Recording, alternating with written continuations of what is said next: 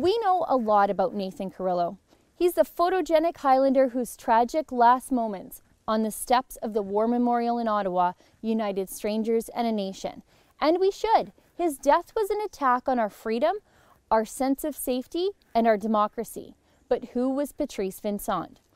Warrant Officer Vincent died 2 days before Corporal Nathan Cirillo. He and another veteran were run down in a parking lot 50 kilometers southeast of Montreal by a known Islamic radical, Martin Couture-Rouleau, who called himself Imad the Converted. We don't know a lot about Patrice because in the days following his tragic death, his family asked to mourn privately. But what we do know is good. So I have to say he was a very energetic guy, very happy guy. He was always all over the place, helping people out. And when he came into a room, you definitely felt it. He had a very positive energy to him, very big voice, always smiling.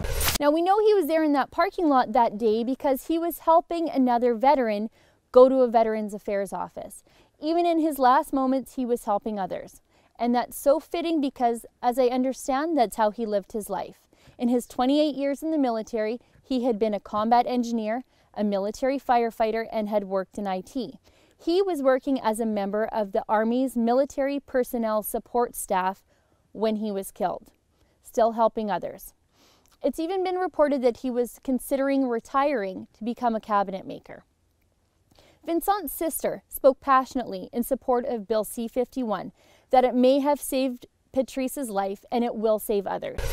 It doesn't touch only a family, it doesn't touch only a province, it touched the whole Canada, it touched the world. So this, C-51 is important. Patrice Vincent must not have died in vain. Now today we stop to remember the terror attack that shook our nation's capital. We will pause throughout our day and remember Corporal Nathan Cirillo, who died standing guard at the National War Memorial. Many of us will spare a quick thought for little Marcus Cirillo, who will grow up without his dad. Today I ask you to spare a bit of the same time to keep Warrant Officer Patrice Vincent and his family in your thoughts and in your prayers. For TheRebel.Media, I'm Sheila Gunn Reid.